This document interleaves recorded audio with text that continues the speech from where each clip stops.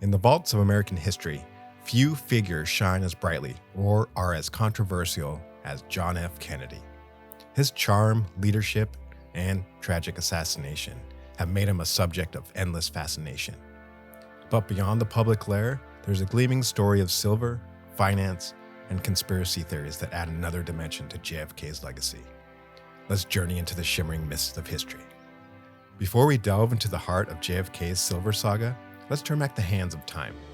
Until the late 19th and early 20th centuries, the US operated a bimetallic standard, using both gold and silver to back its currency. But as economic winds shifted, the nation transitioned primarily to the gold standard. By the mid-20th century, the silver reserves began dwindling, and the value of silver coins exceeded their face value. Recognizing this, the US began retiring silver from its coinage and stopped issuing silver certificates in the early 1960s. The transformation was clear. The dollar was no longer directly tied to physical silver, a significant departure from its historical roots.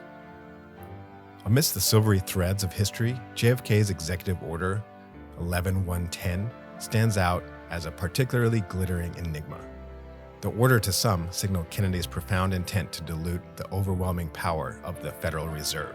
By empowering the Treasury to issue silver certificates against any silver bullion, silver, or standard silver dollars in the Treasury, Kennedy seemed to be pointing towards a new monetary system, one that was anchored not in the whims of banking cartels, but in the tangible, trusted value of silver. In this alternative interpretation, by shifting the control of currency issuance from the centralized Federal Reserve to the US Treasury, Kennedy was, in essence, aiming to democratize money. The US Treasury, a direct arm of the elected government, represents the people's interest, more directly than the semi-autonomous Federal Reserve. By tying currency to silver once again, it would ensure that the nation's wealth had tangible backing, making it less susceptible to inflationary whims of unchecked monetary policies.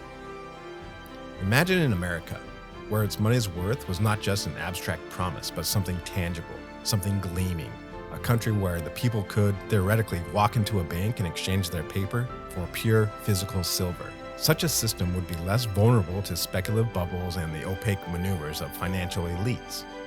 The people's money would be, in a very real sense, the people's. Many conspiracy theorists argue that the silver-backed vision of JFK's was a direct threat to the established banking order. The Federal Reserve, in their eyes, was not just an economic entity, but a political one, a power structure they suggested that wouldn't take kindly to being sidelined. They imply that JFK's assassination was not the act of a lone gunman, but a complex, shadowy orchestration to protect vested interests and prevent a seismic shift in the monetary system. However, these theories are met with substantial skepticism. Numerous historians highlight that Executive Order 11110 did not create new powers for the Treasury, but merely delegated existing ones. They argue that while it's enticing to weave tales of intrigue around JFK and silver, the reality might be far more administrative than revolutionary. In the gleaming halls of history, JFK's tryst with silver remains a tantalizing enigma. The convergence of power, money, and mystery in the saga offer a shimmering tableau of what might have been. As we sift through the evidence, separating fact from fiction, the allure of silver once again demonstrates its timeless pull.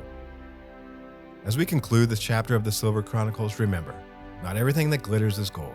Sometimes it's the illustrious story of silver that truly captivates. Thanks for joining us on this journey. Stay silver.